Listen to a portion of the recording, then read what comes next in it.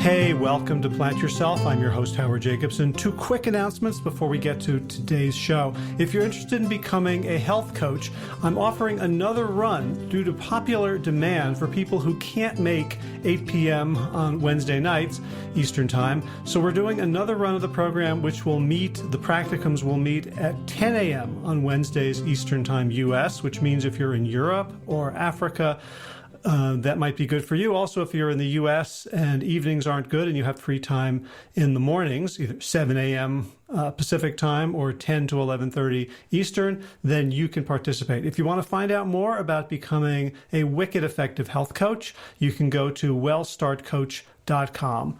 Second thing is, if you're not aware of it, Josh Lajani and I have a book that is free on Amazon Kindle. It's called Sick to Fit. And if you just go to Amazon and search for Sick to Fit, you'll be able to download it for free and read it on any Kindle-enabled device, even a phone, smartphone, tablet, computer, whatever. All right, let's get to today's episode. This is the Plant Yourself podcast. I'm Howard Jacobson of plantyourself.com and wellstarthealth.com. This podcast is part of my mission to help you live a soulful and sacred life.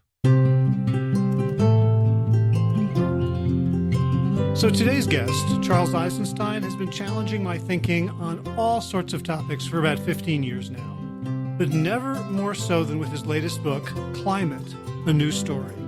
And basically, and stay with me here, Eisenstein argues that focusing all of our environmental activism on reducing greenhouse gas emissions to combat global warming is a bad idea, and it's not going to solve our problem. So you might be thinking at this point, has Howie gone off the deep end? Is he interviewing climate skeptics, climate deniers? Is he some sort of tinfoil hat-wearing member of...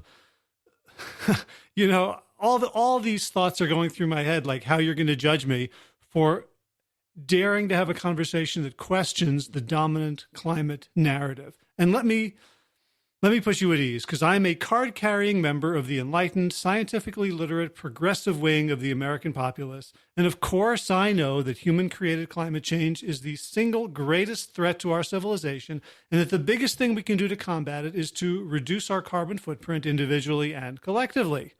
Heck, that's one of the best arguments I use for eating a plant-based diet. It fights climate change. It's better than switching from a Hummer to a Prius or never traveling in an airplane again. And of course, since I want as many people to go plant-based as I possibly can, of course, I will deploy this convenient, terrifying climate narrative, which of course 97% of climate scientists agree with, to add one more reason to the mix when I talk to people about adopting a plant-based diet. Because after all, the last thing I want to do is stand with the crazy, greedy, deluded, ignorant climate skeptics, right? Well, after reading Climate, A New Story, I kind of have a different view on the whole topic. And I would like to share that view with you in this interview with Charles Eisenstein. Here are some of the basic points he makes. The Earth, or as Eisenstein calls our home, Gaia, is quite sick. Rising temperatures is one symptom, just as like a high fever might be a symptom of an infection in a person. And think about how we would treat a symptom in a sick person. If it's a fever, we're going to give them an aspirin, because the pharmaceutical industry treats symptoms and ignores root causes. And Eisenstein argues that the environmental movement has become mired in reductionist treatment of symptoms rather than addressing root causes. Eisenstein says that our planet is not healthy. We're living on a dying planet. Look at the organs of this planet: the forests, the wetlands, the oceans, the prairies. They have been destroyed and are continuing to be destroyed and polluted by human beings. Insect populations are plummeting. The bees are dying. There are superbugs that now withstand all our antibiotics. And a sick planet is going to be brought down by something like increased carbon emissions, increased greenhouse gases. A healthy planet will have the resilience to absorb a lot of that.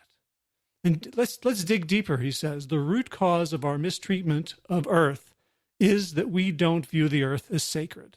And until we return from our illusion of separation, this story that human beings must control and dominate and bend all the forces of nature in the universe to our instrumental will so that we see every animal, every landmass, every tree, every prairie, every ocean as something, as some sort of product that we can turn into a commodity that we can turn into cash, then nothing we do will help restore the planet. And he sees climate change as actually the climate crisis as an initiation into a new way of being.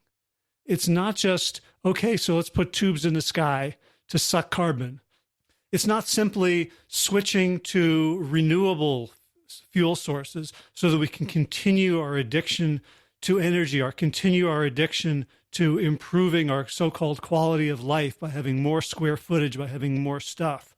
Eisenstein is really saying that we need to grow up on this planet and treat it as sacred, and treat trees as sacred, animals as sacred, places as sacred, and each other as sacred. That is going to be the root of planetary healing, not simply addressing carbon emissions. In fact, if we approach climate change like we approach our other problems, with a war, like the war on terror, the war on drugs, the war on crime, the war on disease, the war on cancer, the war on agricultural pests, how are we doing with those? If we have a war on carbon emissions, we will fail, because warlike thinking is the cause of the problem, and we need a different mindset to find our way out of it. Because as you know, there's a fierce battle going on, whether climate change is real. And if it is, whether it's our fault, and if it is, whether there's anything we can do about it. And like all wars, this one demands that we choose sides. So if you were to truly suspect me of being a climate skeptic or denier, you probably would dismiss me and this podcast out of hand. So I'm going to ask you, please listen to this conversation, and please go get Climate, A New Story by Charles Eisenstein, and read it. It's essentially a work of politics, economics, history, and science that takes spirituality seriously. In fact, you could pretty much map the teachings of Eckhart Tolle's book, A New Earth, directly onto climate. So if you've ever wondered what enlightened public policy would truly look like, Charles Eisenstein is as good a guide as any I've come across. So I'm thrilled that he agreed to share an hour with us, and I look forward to some spirited and respectful and loving discussion and debate from the listeners of this podcast. Two quick announcements before we get started. First, in case you didn't realize it, Sick to Fit, the book that I wrote with Josh Lajani, is available on Amazon in paperback. So if you're not a digital person, which I am not, I prefer to get all my books in forms that have actual weight, you can pick one up for under $10. So why not buy a box of 50 and solve all your gift-giving problems for the next 3 years? Second, if you'd like to become a certified WellStart wellness coach, if you'd like to help people improve their lifestyles, improve their diets, improve their health outcomes, and you want a plant-based slant to it, check out wellstartcoach.com. We'll be starting a new cohort in March. All right, so now let's talk about climate, let's talk about healing, and let's talk about love. Without further ado, Charles Eisenstein, welcome to the Plant Yourself podcast. Yeah, happy to be here, Howard. So I want to talk to you about your new book, Climate, A New Story. And I have to say, I've been immersed in it, and it's kind of reminded me of a whole bunch of really important things. Like I was going to write a sales letter today for a service that I'm providing, and I stopped because I realized I was coming at it from a wonky place. Like this book has just reminded me of so many truths. It's about climate, but it's about so much more. So I just want to start by thanking you. It feels like you've kind of helped me get back into the correct lane. Well, I'm very happy to hear that. Yeah, I guess you know from reading the book that I think that the climate crisis is a symptom of something much deeper, and that much deeper something, call it the old story or whatever you want to call it, it infiltrates our minds and our habits and our relationships in every realm. So yeah, like totally it affects how you conduct your business or your life. Yeah, and I realized as I'm reading it, like I've read all your other books. I think 2001 was your first, was the Yoga of Eating around then. Around then, maybe, yeah, a Oh couple years three, after that, I think. oh three maybe. But I've Yeah. been reading your stuff since then, and every time I read another one of your books, or attend a talk, or listen to your podcast, or visit your website, or get one of your articles, it's like, oh yeah, I keep remembering that I forget to take this vitamin. Like it feels, it's of course it's not just you, but for some reason, I think maybe because we have similar backgrounds, the way you present these ideas can infiltrate my mind better than maybe like a Tibetan guru yogi or Hmm. a monk or something like that. Um, Yeah, because we're coming from the same cultural matrix. yeah, yeah, and your writing, I find it very reassuring and charming that you're arguing with yourself all the time in your books. You're Hmm. saying, like, as I write this other voice in my head is saying, bullshit, or this is Right. embarrassing. So let's start with, because I feel like it's the same. You're giving us the same insight throughout everything you've written in the last 16, 17 years, and it's about sort of the story of interbeing versus the story of separation. Can we just start there and lay that on the table? Hmm. Yeah, I guess the lens through which I'm seeing the changes that are happening in our society is the lens of narrative, or you could even say the lens of mythology, because I'm speaking about the deepest narratives that we understand reality from, understand ourselves. It's like the basic cultural story that tells us who we are, how the world works, what's important, what's valuable, and so on. And this story gives birth to higher level stories that are still very deep. The stories that we call politics or money. I mean, money is a story as well. So yeah, and these stories, or I'll say these myths, the story of separation, for example, are reaching a point of metamorphosis, a point where they are um, giving way to a new story, or I would say a new and ancient story. So, yeah, the story of separation basically answers the deep questions of life by saying who you are is a separate individual. You are a soul encased in flesh. You are a genetically programmed, reproductive, self-interest maximizing biological machine. You are a mind looking out through the brain onto the world, but whatever it is, separate.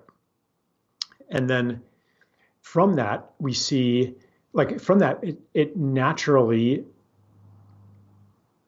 comes that your well-being comes through dominating the world outside of the separate self, out competing the other separate selves who are also trying to maximize their self-interest. So if you want to succeed and be safe from natural forces and impose your intelligence onto the world, and collectively for humanity to impose our intelligence onto the world, then we have to perfect the technologies of control and the practices of domination.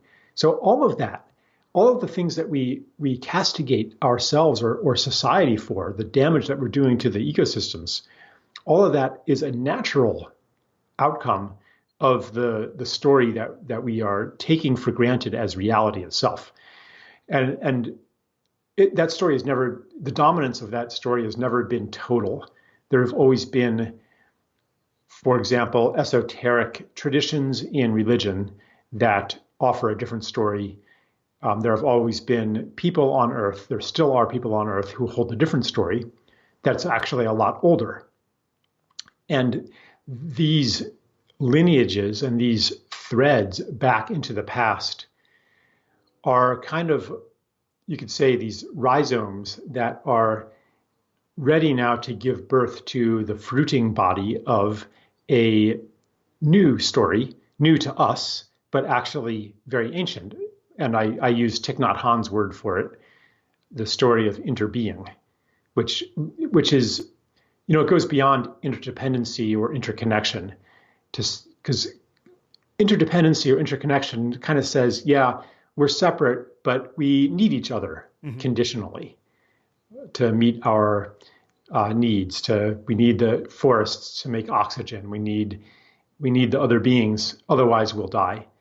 But interbeing says that we depend on them not only conditionally, but that their being is part of our being. And if a rainforest gets destroyed or if a species goes extinct, something within ourselves has died as well. And we become poorer, existentially poorer. So from the story of interbeing, we have a very different kind of technology, different medicine, different education, different economy, different politics. Like even in a personal relationship or in a community relationship, if you understand that you're not really separate, then it's no longer true that your good fortune comes at my expense. But we can understand that what's good for one is good for all, or we can understand that the full expression of your gifts is going to enrich me too. So I'm not saying that this is true in every situation, but it's a different lens, it's a different default perspective that is rising in our time.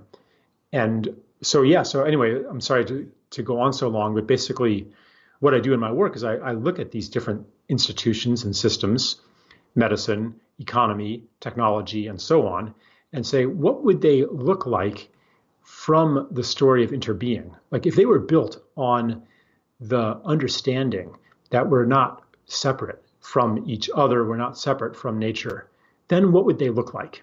And how can we transition from the old story to the new story? Right. So I want to kind of, I want to jump somewhere that probably doesn't quite make sense to our listeners yet. So I'm gonna kind of stay a little bit linear, which is, what's the problem with the story of separation?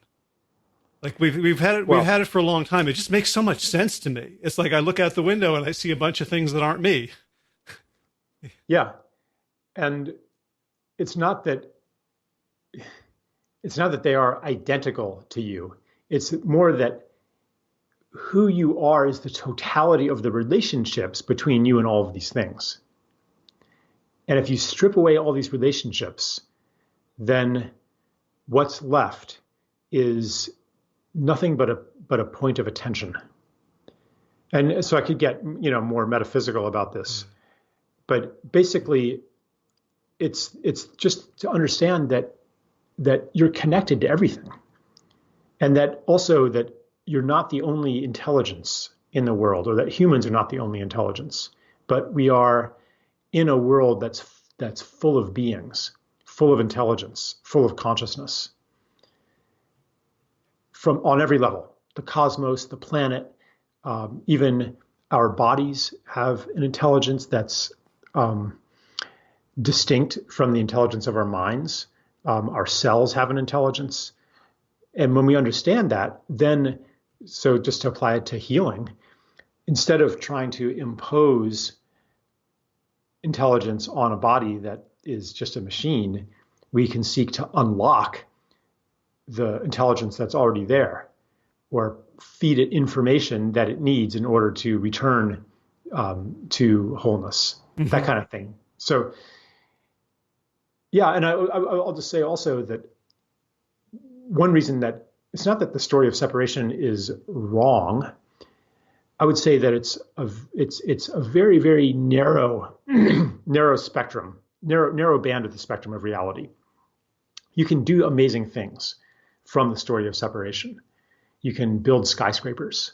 You can build nuclear weapons. I mean, you can do amazing things, but there's a limit to what you can do. We thought that we were going to be able to use reason, technology, and specifically the technologies of control to build a perfect society, and we would live in paradise by now. In the 1950s, the 1960s, this was an incredibly futuristic year. We were supposed to have robot servants and infinite lifespans and space colonies, and the world was going to look like the Jetsons by this time. And instead, we have a an ecosphere that is degenerating. We have social degeneration. We have economic degeneration. Healthcare. I mean, lifespans aren't even increasing anymore in the United States. Not to mention levels of well-being and happiness. I mean, like something like 1 in 6 people in the U.S. is on psychiatric medication. It's look at the opioid crisis, the epidemic of suicide. I mean, this is not a healthy society. So the promise that goes back several centuries of that reason, science, technology are going to help us create a perfect world, that promise is wearing thin, and instead we see all these crises that are in fact birthed by the story of separation. The ecological crisis is a direct result of seeing ourselves as separate from nature. And what we do to nature isn't going to affect us. So basically, the big picture is that the story of separation gives birth to the crises that transition us out of the story of separation. Right. Yeah. So here's my like personal problem is that I see myself as a really good guy, and I try to solve all these problems as I can, or either solve them or comment on them. But I'm firmly ensconced in this worldview of separation because it seems so natural. It seems so default. It seems like the only way to really see the world. And as a result, I get to demonize all the people who are polluting, who are engaged in sex trafficking, who are doing all the bad things. And I'm trying to overcome them. Right. Because I'm a good guy. I'm on the left. I'm a liberal. And so whenever I read one of your books or I hear you talk and then I post something on Facebook, everyone either thinks I'm evil or stupid. you know what I mean? Like you posted something. I posted something that you had written like 5 years ago about like, is feminism really about taking women and putting them in positions of power in this culture that still degrades the environment and oppresses brown people in third world countries? Like, is that what we want? And I posted that, and like several like my women friends were like, you know what? Don't tell like whenever I try to move to a different story, I get so much blowback from people that I see as virtuous. Yeah. I remember that. I was just pointing out that I think I have that in my book too, that the original like radical feminists of the 60s and 70s, they weren't just trying to keep the patriarchy, but put women in positions of power instead of men to replace the men in the same system. They wanted a fundamentally different system, like a non-patriarchal system. It doesn't change the basic power dynamics and injustice of the system to have, Margaret Thatcher in there instead of John Major, or to have Hillary Clinton in there instead of Donald Trump, if they're going to be wreaking the same military havoc around the world. Like, that's not a very deep revolution. And the feminists of the 60s and 70s, they were politically astute and they were radical. So this isn't just like something Charles Eisenstein is saying. And the same thing with Martin Luther King, like he didn't want to keep society the same and install black people. He wouldn't say that, well, okay, now we have black generals and black CEOs, therefore my work is done. He was fundamentally a peace worker. He was I have a dream speech wasn't like, I dream that black and white soldiers will run together in the jungle and topple other governments who are trying to alleviate poverty. And right. So anyway, but this does get down to what you were saying about, thinking that we're on the good side and the world will be a better place when we finally defeat the evil side. What that leads to is a polarized political landscape that is actually getting more and more extreme. And so you see, like in political culture now, you see each side embracing any narrative, any information that will, or any argument that will harm the other side, even if it goes against the things that they've been standing for years. So like the Democrats, they're supposed to be, theoretically at least, in favor of disarmament, and peace, and the Republicans are supposed to be the warmongering party. But now it's the Democrats that are whipping up hysteria against Russia, and saying that Donald Trump isn't aggressive enough in his foreign policy. And now Republicans in polls, there was a Glenn Greenwald article on this, are more anti-war than Democrats. And I'm sure that if it's a Democratic president that wants to pull back from Afghanistan or Syria or somewhere, then that'll flip again. So it becomes a matter of your side winning. And then a lot of politics becomes a feel-good exercise in thinking that you're on the right side. And I'm not saying that both sides are equal, and I'm not saying that it doesn't matter who wins. Like, all I'm pointing out is that it's turned into this kind of sports contest where winning, because your side is right, your side is good, you're on team good. So of course, anything that you can do to win is going to be good for the country and good for the world, because you're the good guy. And therefore, any data point that challenges your goodness and rightness, whether it's true or not, must be excluded categorically, because it's going to harm your chances of victory. And that's why narratives have become weaponized. That's why the news has separated out into two distinct universes, where if you're in one of those universes, you think that you'd have to be crazy in order to vote for somebody in the other universe, because they're not even accepting the basic facts. They must be total deluded fools. Yeah, it's. I can say a lot more about it, but that's the situation. I think that's a good introduction to the topic of climate change. And so, just to kind of frame it for you, so this podcast and my work is largely around, a plant-based lifestyle. So eating, less meat, more plant, and there's a very strong narrative in the plant-based community, like that this is the way to solve climate change, because eating more plants we'll have less cows, we'll have less CAFOs, less methane. Right. And there's a lot of truth in that. However, what I realized after reading your book is that I'm part of a climate change narrative and push that's not helping.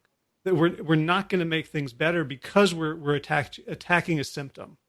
And so I'd love for you to talk about, in terms like how, just kind of present what you see as the straw man argument that all of us will recognize on the liberal left and on the pro-science intelligentsia side as here's what's happening with the Earth. Here's the climate argument. And then, I'd love for you to kind of explain what's missing from that. Mm-hmm. Yeah. So one of the general principles that I work with is that in any polarized debate, the key to progress lies in the things that both sides actually agree on unconsciously and in the questions that neither side asks. So there's usually a way to reframe things and to ask different questions that unlocks the debate or offers, it's not a compromise, but it's a third way.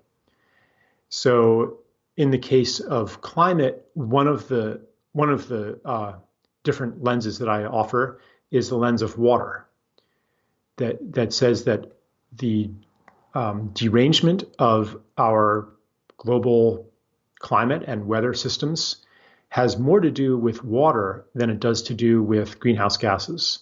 That disruptions in the water cycle are far more damaging than CO2 emissions. And I have all kinds of science and reasoning around this. A lot of it has to do with soil and forests and what happens when you cut down forests and you plow up soil and expose it to erosion. And it no longer can soak up the rain, so it runs off, creating big floods. And then after it's run off, because it hasn't been sponged up into the soil, then you have a drought because the moisture held in soil that's transpired by the trees extends the rainy season and creates moisture conditions. Not to mention that natural ecosystems actually seed cloud formation through various aromatic chemicals and even bacteria that live in the plants and so forth. It's like you have to understand Earth as a physiology, not as a machine where you can tweak one or two variables, like as if you were changing the air fuel mixture in a diesel engine and expect it. It's not that simple. So then if you want to talk about agriculture, especially through the lens of water, but also to some extent, I mean, carbon's important too, because carbon equals soil. The word organic, as far as organic agriculture goes, that was invented, first used by J.I. Rodale. And why did he use the word organic? It refers to organic molecules, i.e. soil-containing molecules, carbon-containing molecules in the soil, increasing carbon content in the soil, building humus, building topsoil. That's what organic agriculture is supposed to be, not as it is today, where you have gigantic fields covered in plastic so that you don't have to use herbicides.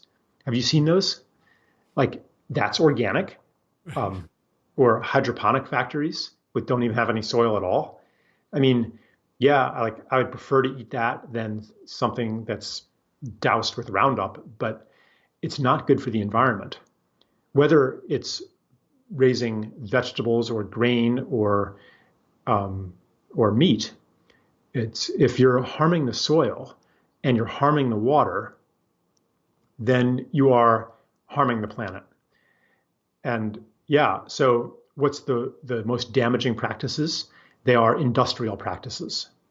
So I would like to shift the conversation away from, meat versus vegan to industrial agriculture versus local agriculture, versus, industrial agriculture, commodity agriculture versus place-based agriculture, relational agriculture, community-based agriculture, where people are directly involved in the production of their food.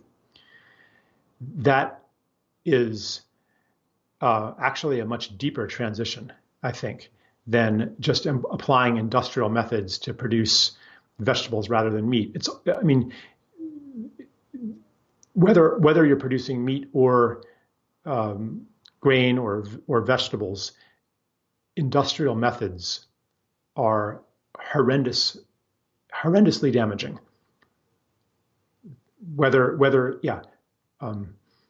The worst are the confinement feedlots. Like, that's horrible for the water. But those conventionally grown grains and soybeans, those are terrible too.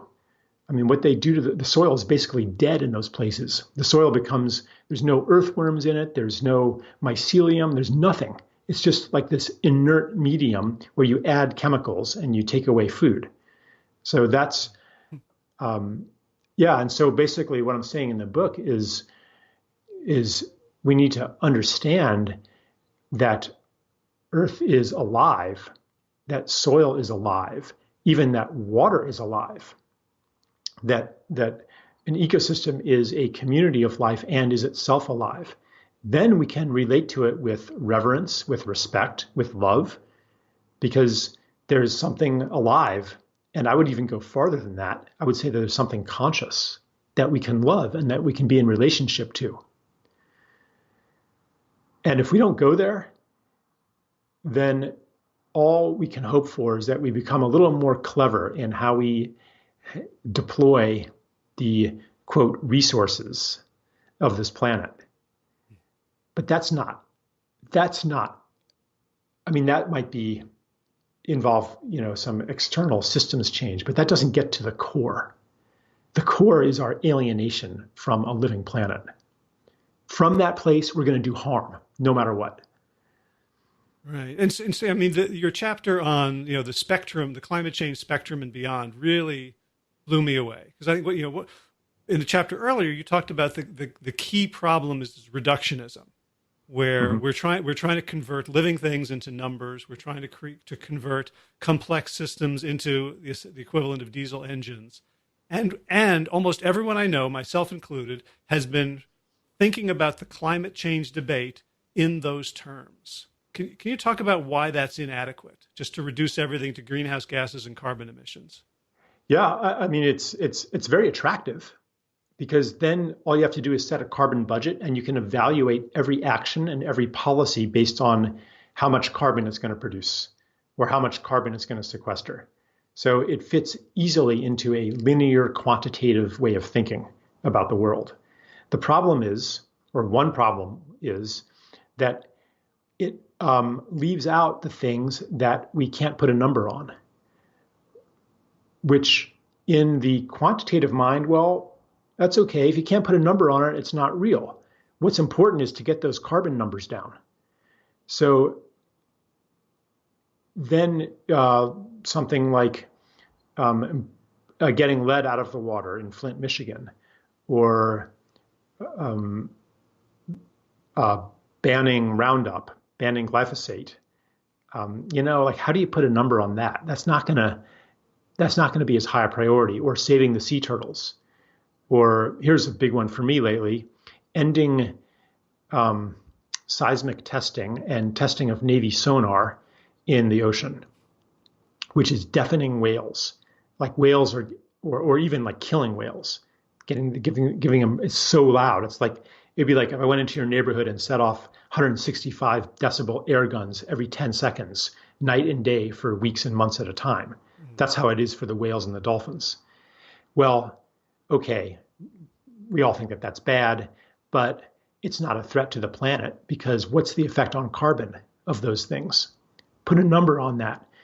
So if we have numbers-based policy, then that kind of thing gets relegated to secondary status. It becomes a lower priority. But when you understand Earth as a living being, then you know that any harm to its organs, like the whales or the forests or the coral reefs, any harm to its organs is going to cause the planet to die of organ failure, or it's going to reduce the resiliency of the planet. And so from that perspective, wow, we better stop that seismic testing because the whales can't communicate anymore. It's like they stop singing.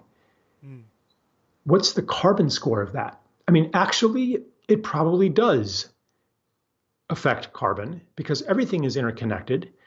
And now if the whales are deafened, they can't coordinate their migrations anymore and bring nutrients from their feeding grounds to their birthing grounds. They transfer enormous amount of nutrients that allow life to thrive in the places where they give birth. So they actually whales are part of a nutrient transport system and part of a marine physiology. And so they bring the nutrients and then kelp can grow and shellfish can grow and they sequester carbon through their shells. So you could say, well, actually whales do have a carbon score. Sure, but it's unpredictable. Right, you can't. Right, it's like that stuff when they returned the wolves to Yellowstone, and they just like all the downstream benefits that no one was predicting. Right. So that's right. So I think that we need an ecological, holistic understanding as a guide to our collective choices, and not a carbon budget. And if you do, that's the other thing is that, I mean, take seismic testing. That's done to explore for oil and gas. So if you say, okay, like, and this is a thought experiment I go into my book, I say, okay, what if the climate skeptics are right? What if the recent warming is just the rising part of a sine wave, not a endlessly rising curve? What if they're right that it was warmer in the medieval warm period and the Roman warm period and the Minoan warm period and the early Holocene? What if there's all these things that they have like it's like one of these alternate universes, right? The climate skeptic universe. What if they're right? Well, from the living planet view and from the reverence for life view, I would still be opposed to seismic testing. I would still be opposed to drilling offshore for oil and gas because the oil spills devastate marine life. I would still be opposed to tar sands excavation. I mean, have you seen like the forests that are replaced by these pits and toxic pools, and wastelands? No, none of that. Yeah, no mountaintop removal, no fracking, no pipelines. Yeah, but actually, you're saying that the evidence of my eyes, that looking at something and deeming it ugly, and looking at and thinking of whales and feeling like crying in sorrow is as good a measure of what we should be doing as like the science establishment measuring carbon and carbon offsets. Yeah, and I'm not saying ignore science. Science is a way to expand the scope of our vision so that we can see things we couldn't have seen before.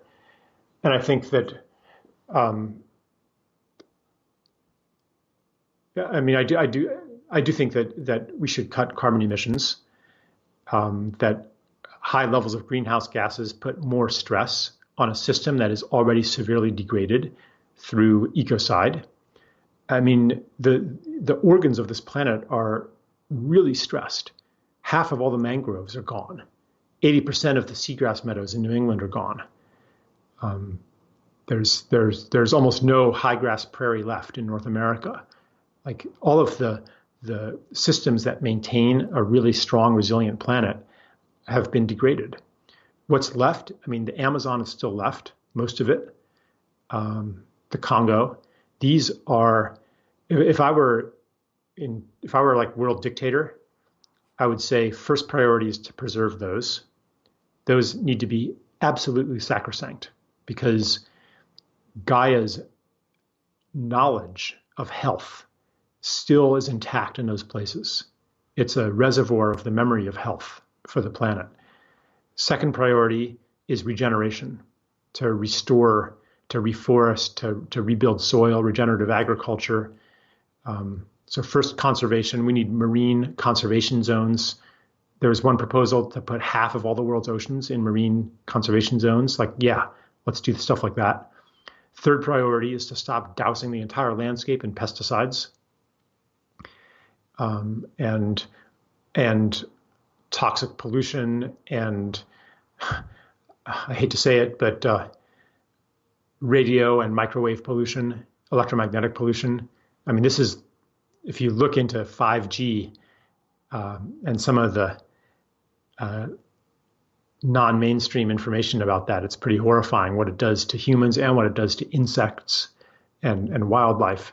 And then my fourth priority, still important, but fourth, is to cut greenhouse gases. But that would be a natural byproduct of the first three anyway. Right. But what I'm getting at is you're giving me permission to trust my heart. Right. So, so environmentalists are degraded as tree huggers. And some of us have adopted that as a term of pride in the same way that any minority that gets labeled with something may try to to appropriate it.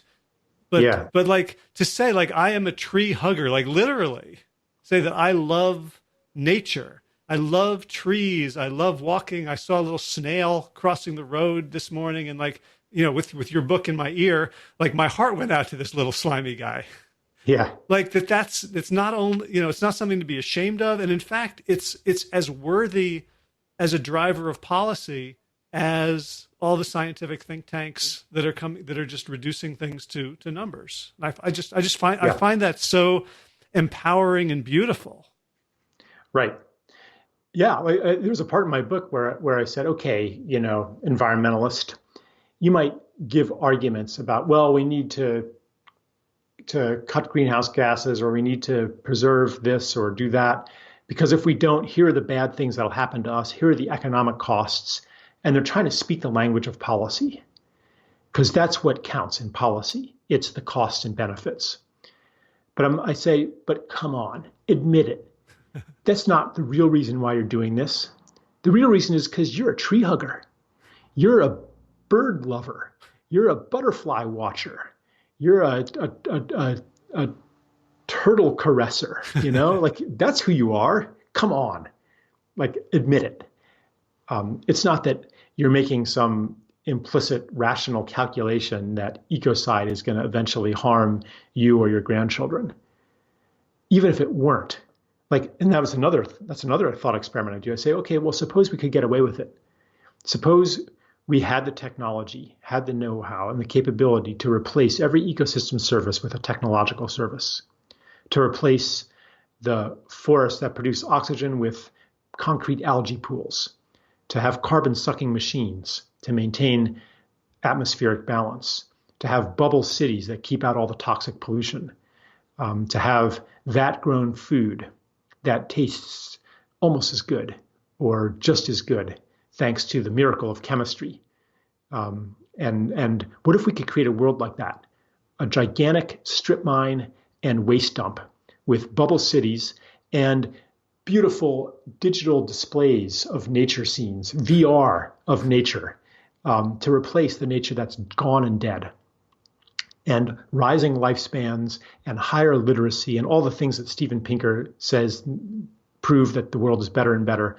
What if we could create that world? Nature gone and dead, but humans just fine. Would we do it? Would you want to do that?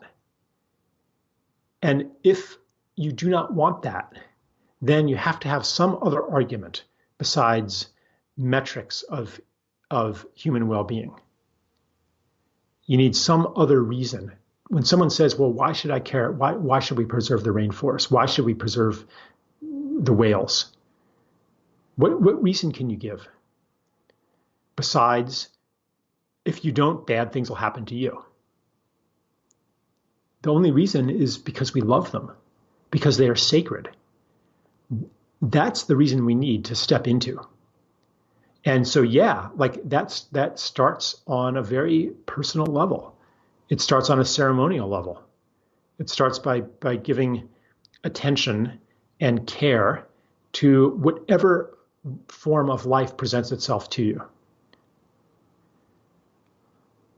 And as you do that, you strengthen the field of love for life that eventually affects our systems, our politics. But that's where it's got to come from. Not, okay, we're going to be a little bit more clever about maximizing human well-being. And it's not even working. Yeah, we have higher lifespans. We have higher literacy. We have higher GDP. We have more floor space per capita, twice as much as 2 generations ago. So we're better off, right? Happier than we were in 1960, right? No, it's not even working. And the reason is that we are not separate from the rest of life.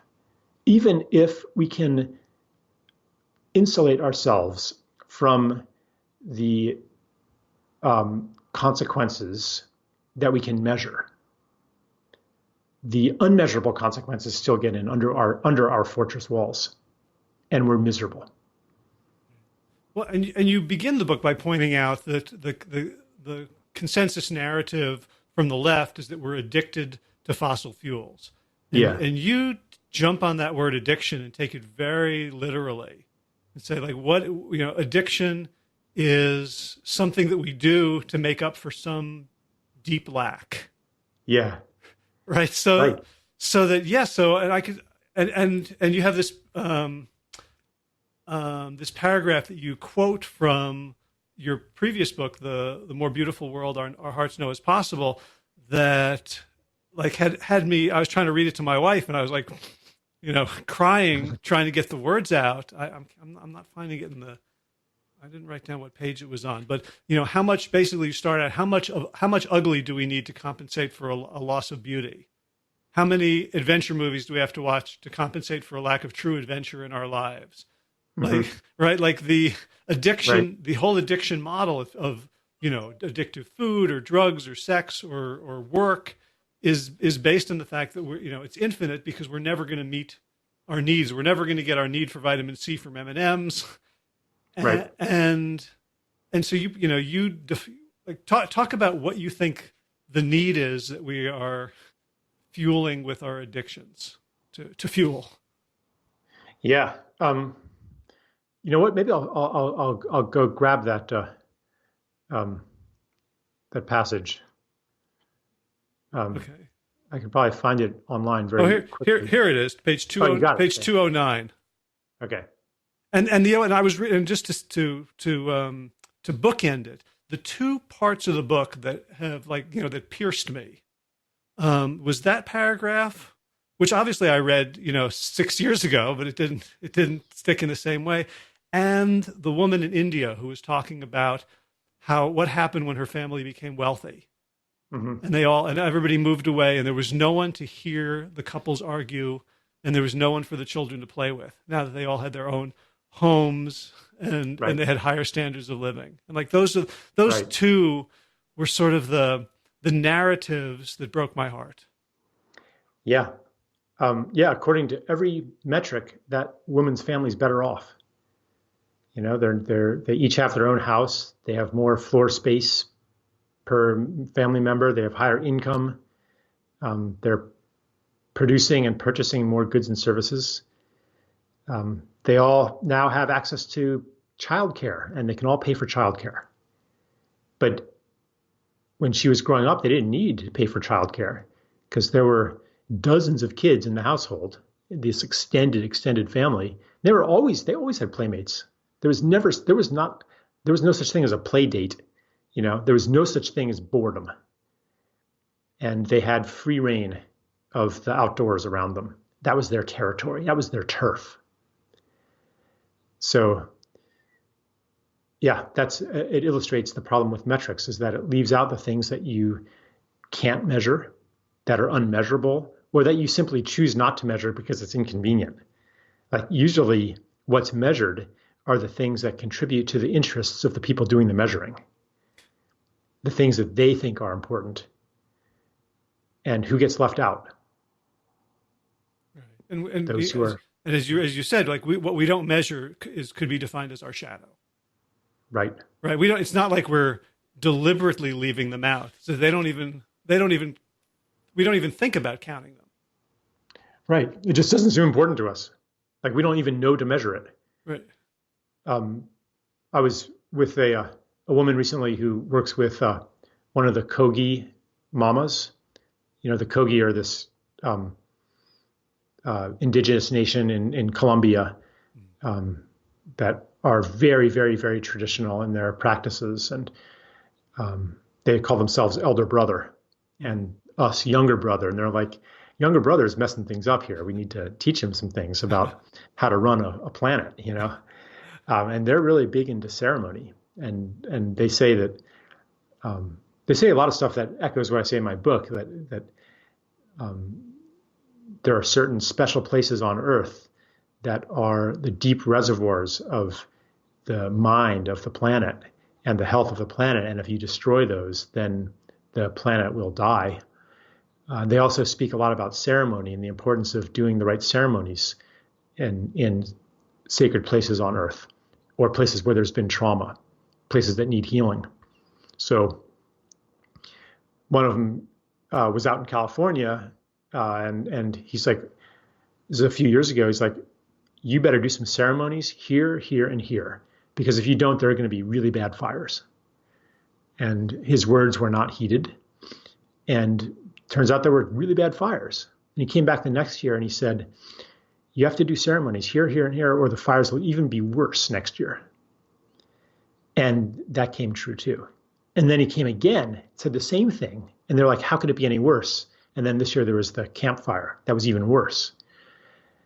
So like this, and I've heard other indigenous people speak in this way too, basically saying that humans and the rest of the planet have a covenant that is maintained through ceremony and maintained through respectful relations with other beings. And the Gaia's part of the deal is to maintain a macro environment that's suitable for human habitation. And if we break our end of the deal, then the other end of the deal will not be upheld either. And we'll have climate derangement, fires, droughts, floods, and so forth. Like I've heard many indigenous people from totally different, I've heard Dogon people say pretty much the same thing. So, you know, you can translate whale well-being into the language of science. It's a lot harder to translate the beliefs of the Kogi or the Dogon into quantitative language. But it sure speaks to me and invites me, and I could say more that you know, having a intimate, sacred relationship with other beings, it meets a deep need that, to return to the addiction metaphor, that if that need isn't met, then we compensate through consumption. There's a kind of a security in being enmeshed in a web of belonging, in community, in relation to nature, soil, plants, animals, the seasons, that makes us feel at home in the world. And that feeling of, and that's a deep kind of security. If you don't have that, you're going to be anxious. You're going to be depressed. You're going to always be hungry for something. You're going to be hungry for a bigger bank account, for more money, more security, more investments. But how much to maybe you want to read that little passage, like how much money do you need to have the kind of security that comes through deep relationships? No amount is enough. Right. And I'm just thinking, I'll get to that paragraph, but I'm thinking like, you know, in my work, I teach people how to be healthy. And of course, people come to me largely because they want to lose weight, which is, you know, sort of it's a numerical thing. And people do all sorts of things to lose weight. And a lot of them work, from, you know, cocaine to, you know, crazy diets to restriction. You know, they work for a while, but I'm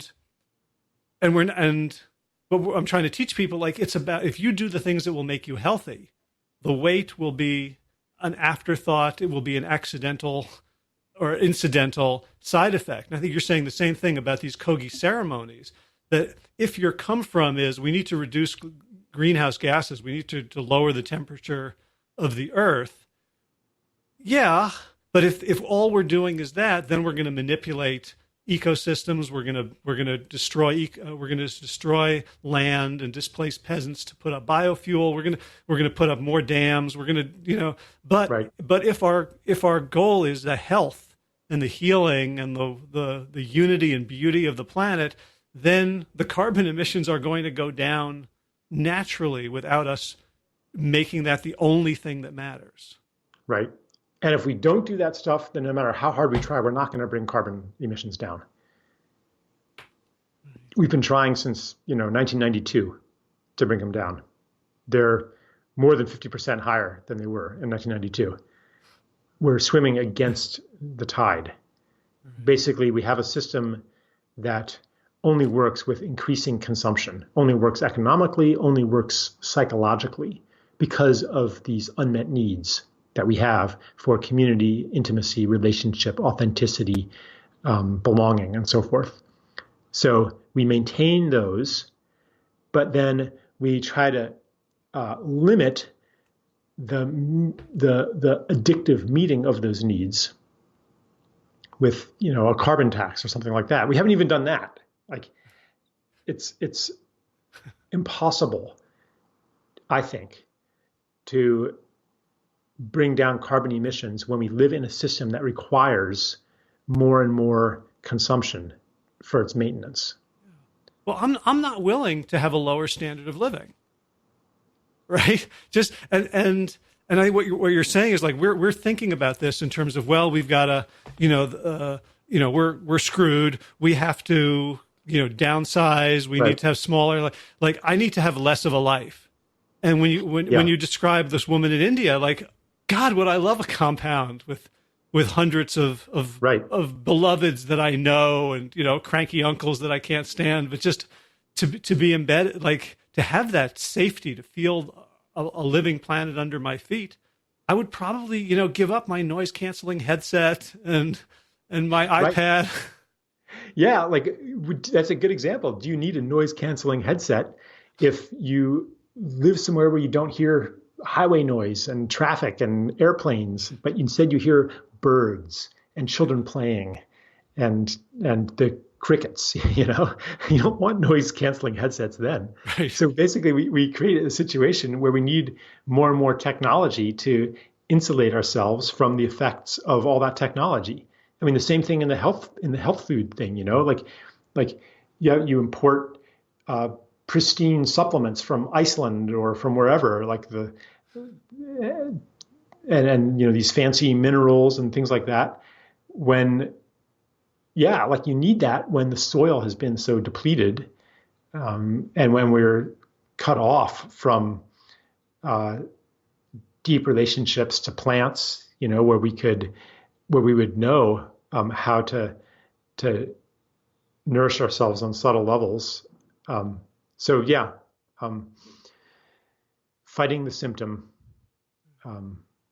while letting the disease progress. That's what we're doing as a society. Right.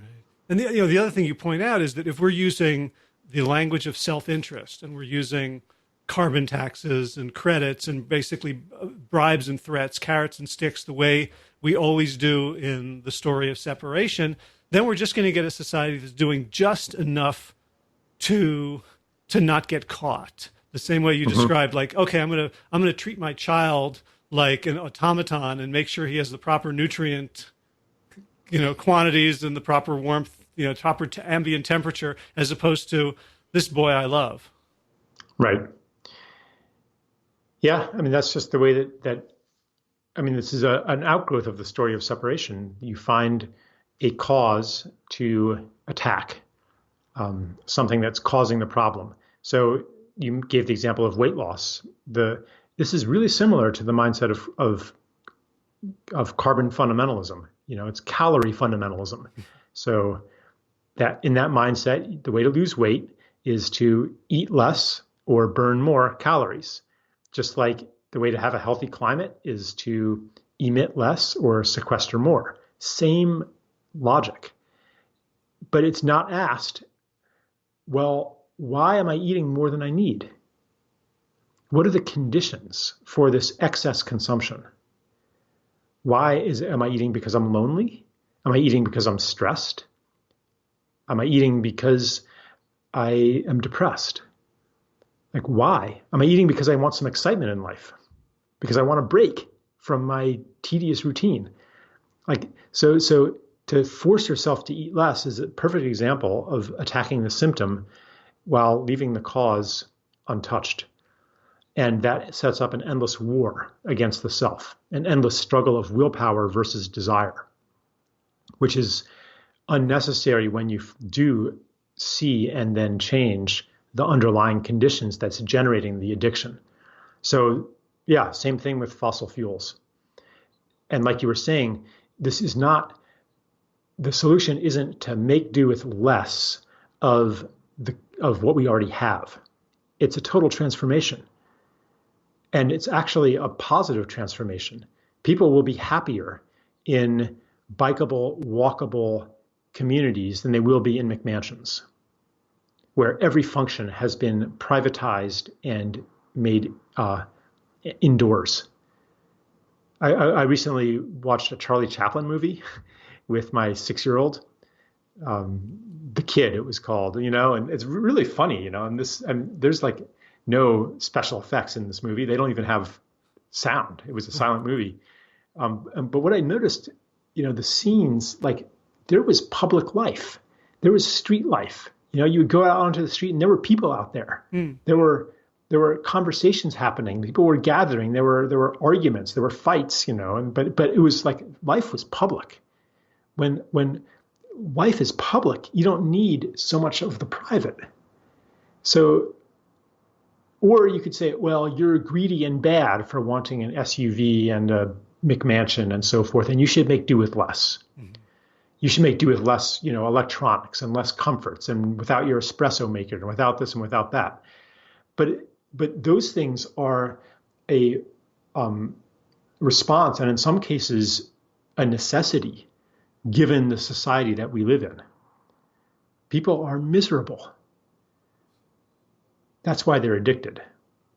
So this, what I'm proposing in my book, and lots of other people are moving in this direction too, it's actually an increase in our quality of life, but just not according to traditional measures. It may not be an increase in GDP. It may not be an increase in BTUs of energy consumed per person, or miles driven per person, or healthcare dollars per capita. But you're in the alternative health field. That the things that you teach and practice do not require higher expenditures of GDP per capita. Yeah, I have a startup where we're trying to tell people that you can spend less, and we're having a really like to me the argument is, even from a completely self-interested point of view, is like, hey, if you bring us in, we'll teach your people how to be healthier. We'll get them off their meds. We'll have less reliance. And people, it's like there's a brick wall of understanding.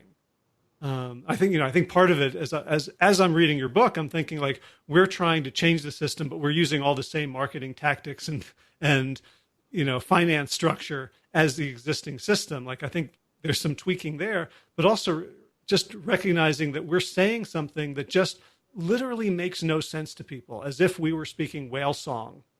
And right. It was just like background noise. Yeah. Well, yeah. This way of thinking is in everything, and so I think we're on a 500-year timeline of healing, one step at a time. Right. And, and the narrative, was it Guy McPherson, like we're all going to be dead in 10 years. Mm-hmm. Like there's, one of the things that I hear from people on my side is this. He's been saying that for like 10 years, by the way. Well, Nostradamus is eventually going to be right about everything too. So right, go on. Yeah. But that, the people on my side are saying like this urgency means that there's no time for debate. There's no time for anything else. And one of the most beautiful things you did in the book is you kind of, for me at least, rehabilitated climate deniers, that they're not, idiots, rubes, evil people, but they have a worldview that I actually mostly share in terms of a distrust of the elites and the systems that have been that have created this crisis. Yeah. Right. Like I do make the point, if the climate narrative is trust science, then are we also asking people to trust science when it says that GMOs are safe, or that, gosh, I'm not sure how much to come out of the closet here about all the things that I don't trust science about, but maybe you've had experiences in your life that blatantly contradict what science says is real and possible. A lot of people have. Sure. So, gosh, one of my close relatives was diagnosed with terminal cancer, and she, is using alternative modalities and has already outlived the diagnosis. I don't know what the end result will be, but these modalities, if you go on reason.com or quackwatch.com or something, they will be excoriated. They will be, there's nothing but contempt for how unscientific these modalities are. Um, and in fact, now internet censorship is reaching a point where information that contradicts the establishment narrative, even in alternative health, it gets censored. So I'm like, yeah, I don't. If the message is trust authority, because science is part of the structure of authority, then that's not a very convincing message to me. I've got to have some other reasons than to trust that peer review and publishing and academia is working really well. So there is like this kind of anti-authoritarian streak in the climate skeptics that I appreciate. However, they are not at all receptive to my message because, and I get the feeling that they are mostly, not all of them, but most of them are actually deniers. Even if they're right about certain aspects of climate change, and I'm not saying they are, but even if they are, their basic narrative is the climate change is a hoax, or climate change is a delusion, or climate change whatever. Therefore, we've got nothing to worry about, and we can continue to do anything we want on the Earth. Like they are completely unwilling to say, actually, we're causing huge damage, and we got to stop. And anything that contradicts that, they will shut it out. And that to me is what a denier is. So, yeah. Right, but the very first chapter of the book, you talk about a conversation with someone who became an environmentalist because of his relationship with the land. Because Right. of love. My neighbor, if we end up showing this on YouTube, behind me, 82-year-old veterinarian, right-wing Trump supporter. Hillary's going to come and take away his guns. Yeah. Climate denier. He's preserved over 60 acres and put him in a conservation easement. Yeah. Like, I don't get it, except that he also has the capacity to love and mourn loss. I talked to someone else recently who's got this whatever in-law or something who's a rabid climate denier, Trump supporter, et cetera, and who also happens to be like a holistic rancher. And he loves his guns, but he's like doing this rotational grazing and stuff and having massive increases of topsoil. Like in school, we learned that topsoil takes 500 years to build an inch of topsoil. But there are guys out there, farmers and ranchers. And it's not just animal agriculture. There's many ways to build topsoil. But there are guys who are building an inch a year, or an inch every couple of years, not 500 years. So like while he's, espousing all these climate denying opinions, at the same time, he's actually doing more to sequester carbon than pretty much anybody else. Right. And that leads to the question, like, do we need the climate narrative, or do we need to make that front and center and defining of environmentalism? When maybe what we need to do is to invite people to fall back in love with nature, and to give them opportunities to take care of nature and to protect and restore what is beautiful. Yeah, I think the last time I saw you, you were speaking in Chapel Hill, and you, in response to a question, you said, like, I don't want to live in a world in which someone who takes care of an elderly, sick relative isn't valued as highly as anyone else. Something like that. Mm-hmm. And what I want to get out of this interaction with you and with continuing to kind of read and take this vitamin is a deep knowing that I can make a difference, even if I can't, even if I can't like change world policy. Right. And can you talk just briefly about like how like maybe this could be the takeaway for this conversation is what can I do? What can listeners do? What can ordinary people do to make the world a better place, the more beautiful place our hearts know is possible? Yeah. So when we understand that climate change, or I would say ecological degeneration is a symptom of everything about our society, then we know that any healing action that we take is going to, in time, be of benefit to the biosphere. Like we know, for example, so suppose what you really care about is peace building. Well, it's impossible for humanity to be a healing presence on Earth if we are at war with each other. Because in war, the highest priority is to defeat the enemy. And you don't care what the collateral damage is to the environment, and your priority isn't going to be there. So people who are working for peace, they are also in service of the healing of Gaia. If your focus is even on a smaller level, it could be peace among members of your family or members of your community.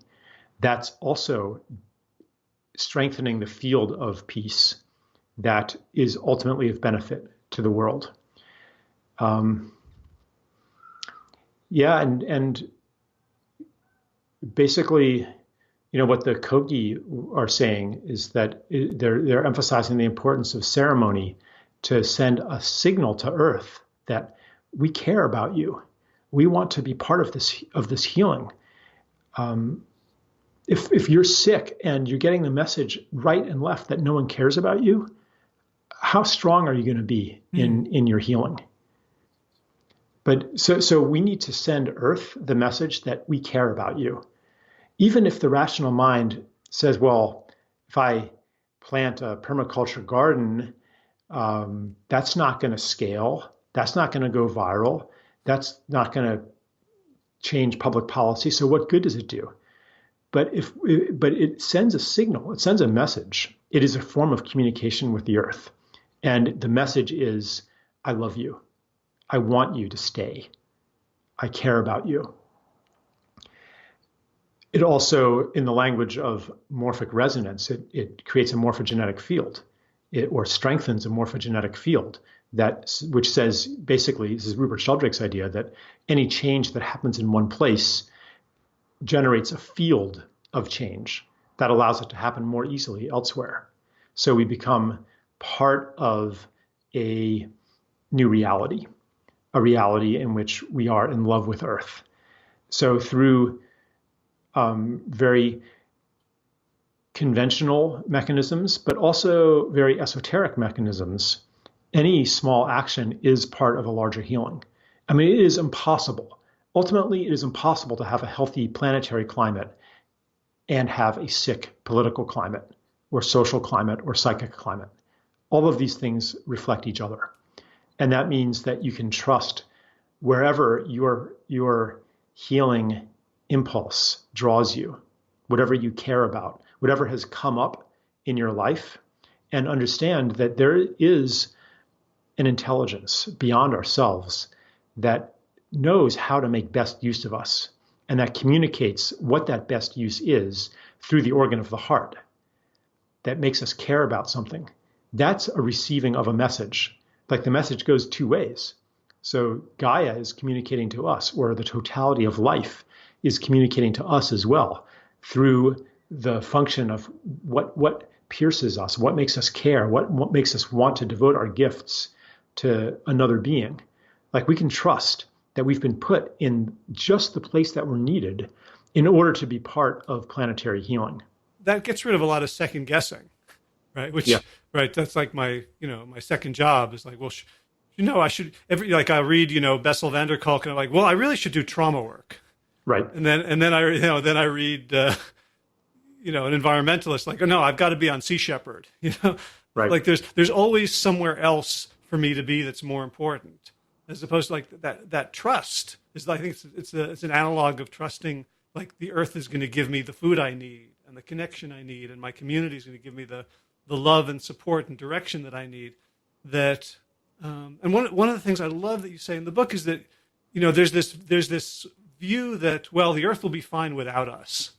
Like, okay, well, we are going away, but we deserve to. It's like, tough titty for you. You fucked it up, and now the world is going to go back to Eden eventually. And you point out, like, no, that's another form of exceptionalism, that somehow humans aren't needed here. Yeah, in the news recently, there's been this guy in India who's suing his parents for giving birth to him without his consent.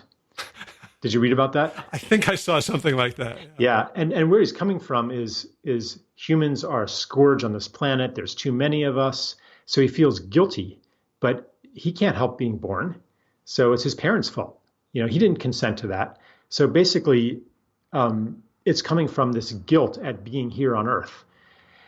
And what I would say to him if I had the chance, I would say humans, at least in civilization, have been a scourge on the planet, but we don't have to be. Human impact doesn't have to be negative. There have been cultures that understood themselves to be caretakers of the land, servants of the land. And we could transition collectively into a relationship where we understand our purpose is to serve the healing and the evolution of Gaia. And to say, what is the dream of this earth and how do we participate in that? How do we serve that? And to trust that the planet produced us with all of our gifts for a reason, that we're not nature's one accident, the one bad species, and nature fucked up and made humans. But to begin asking, well, why were we created by life? To even ask that question already changes our perspective. It's a powerful question. It doesn't even have to have an answer, but it initiates a search and it induces an orientation to service. So I do believe that we are not nature's big mistake and that we are Gaia's child. You could say to a mother, well, your child is sick. If your child dies, you'll be fine. That would be pretty heartless and inaccurate. And I think Gaia loves us that much too, and really wants us to grow into our destiny, which is not to be the lords and masters of all creation. No, our destiny is to be the lovers of all creation. And I mean that in even like a sexual sense, like to co-create together, to give birth to something together, to give and receive in equal measure. That's our destiny. Let's go out on that note. I have many more questions, and maybe for another time. But a lot of them are answered in your work. So I want everyone who's listening to this to go out and get at least one version of Climate: A New Story. I have it. I have the hardcover and the audiobook. I didn't know there was a hardcover. Not a hardcover, but actual paper. The trees, physical copy, physical book. Yeah. Like it's, I have a part of a book club that does mostly like health and betterment topics. I'm going to push this one. I think this is such an important book for all of us to read because it's an invitation to ease, even in the midst of this struggle, to finding our own strengths and to accepting ourselves on so many levels and so much healing. For people who want the entire oeuvre of your work, where can they find you and find out more and stay in touch? Well, first, thank you for those kind words, Howard. Really appreciate that endorsement. My stuff is all on my website, charleseisenstein.org. So. Okay. Yeah. Great. So, and you've got books, tons of articles, podcasts. You travel a lot, doing workshops and talks. Yeah, there's more and more kind of video and audio stuff, online courses. Sometimes I think people aren't reading anymore, so I need to communicate in other ways. But I'll get back to writing soon as well. I haven't done a lot of writing since I published the book. Yeah. The sine wave, right? Yeah. All right. Well, Charles, again, it was wonderful talking to you. I can't iterate enough how much of a balm your work has been for me for about a decade and a half. And so Yeah. it's wonderful to have this time to connect with you. Yeah. Thank you. Yeah, I enjoyed it so much as well. Cool. All right. Take care. Okay. Bye. Bye. Well, I hope that was a lot of food for thought for you, as it has been for me. I do believe that Climate, A New Story, is one of the most important books I've read in the last 10, 15 years. And I really would encourage you to get a copy, spread this message far and wide. I think it is a blueprint for how we can make it through this crisis, not only surviving, but transformed to create this more beautiful world that our hearts do know is possible. As plant-based people, we know the kind of world we want to live in. And this message of how we heal our planet is not at all at odds with the message of plant-based living, of veganism. In fact, I think they're very close partners. Now, if you enjoyed this episode of the Plant Yourself podcast and you would like to support the mission of this show, there's a few ways to do it. You can subscribe and leave a review on Apple Podcasts or iTunes. You can become a patron of the show. If you go to patreon.com and you search for Plant Yourself, you can make an ongoing monthly contribution. It means a lot, both in financial terms. Honestly, it helps me keep going. And in terms of psychological, spiritual, emotional support, knowing that there's people who value this work that I do, these hours that I put in every single week, enough to make a contribution that gets you virtually nothing in return. It's simply sort of living in the gift, as Charles Eisenstein would say, that I'm putting out a gift, and if you feel so called to return it in a way that that helps me with money, that would be awesome. And of course, another way is just to share this episode and others with people who would be interested. That's the goal here. The goal of this podcast is not to make money. The goal is to spread a message, is to raise consciousness, and the money is simply a means to help me keep doing this in bigger and bigger ways. So today's show is number 309, so you can find the show notes with links to Charles' site and to Climate, A New Story, in case you don't feel like looking it up yourself. You can find that at plantyourself.com/309. In garden news, we started putting up a deer fence, 7-foot fence. So we are only going to be allowing athletic deer to eat all our greens and our root vegetables in the garden. The ones who can't jump higher than 7 feet are going to have to find their sucker elsewhere. And in running news, not much going on. I've been not doing every day, so I've been trying to mix it up. I did a little bit of yoga yesterday, did martial arts today. I have a badass cut across my forehead. We were wrestling with knives. Now these are plastic training knives, but I still got a bit of a cut. So I'm really ridiculously proud of how that looks. Okay, let's say thank you now. So, of course, thank you to Will Ridenauer for allowing me to use his beautiful song, Sabali Dawn, The Dance of Peace.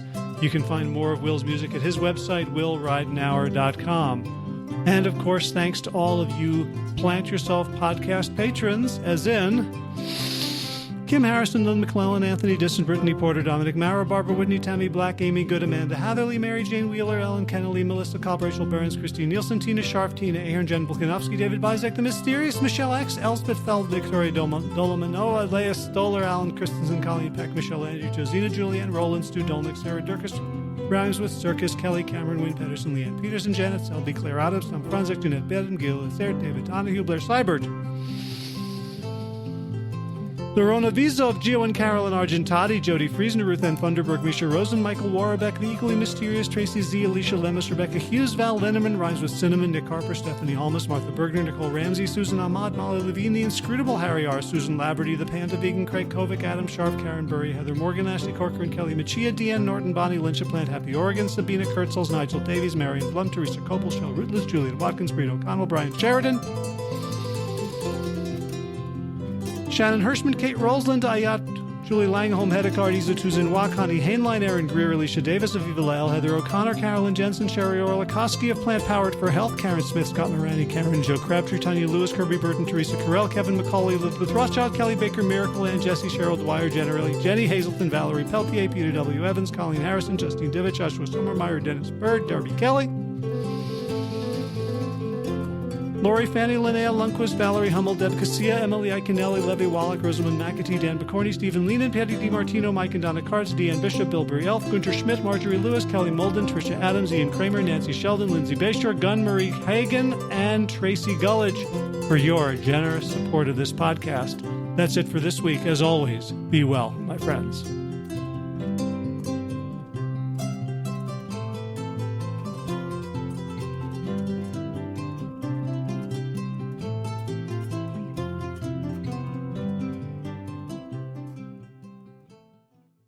All right, time for thanks. Thanks to Will Ridenauer for allowing me to use his beautiful song Sabali Dawn, the Dance of Peace. You can find more of Will's music at his website, willridenauer.com. And of course, thanks to all of you Plant Yourself podcast patrons.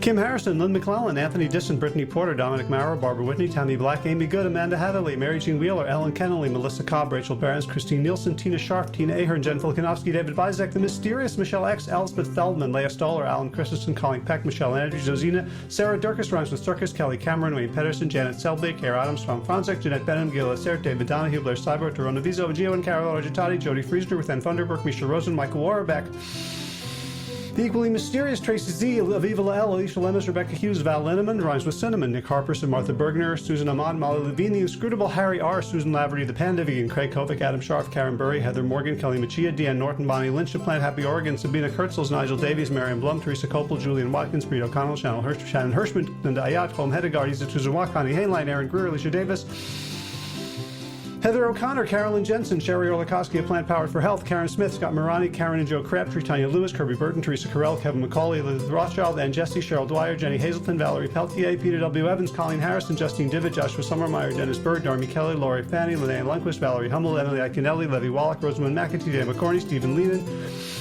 Patty DiMartino, Mike and Donna Karts, Deanne Bishop, Bill Brielf, Gunter Schmidt, Marjorie Lewis, Kelly Molden, Tricia Adams, Ian Kramer, Nancy Sheldon, Lindsay Bayshore, Gunn Marie Hagan, Tracy Gullich, Laura Heaton, Meg from Mama Says, Rochelle Kennedy, Diana Goldman, Stacey Stokes, Ben Savage, Michael Kay, Holly Butler, Diana, David Hughes, Connie Rogers, Claire England, Sally Robertson, Param Ganchi, Amy Daly, Brian Tourville, Mark Jeffrey Johnson, Josie Dempsey, Karen Schmidt, Pamela Hayden, Emily Perryman, Olga Sidorowska, Allison Corbett, Richard Stone, Lauren Vaught of Edible Musings, Aaron Hasty, Sean Owen, Sagar Nayak, Erica Piedra, and Danielle Roberts for your generous support of the podcast.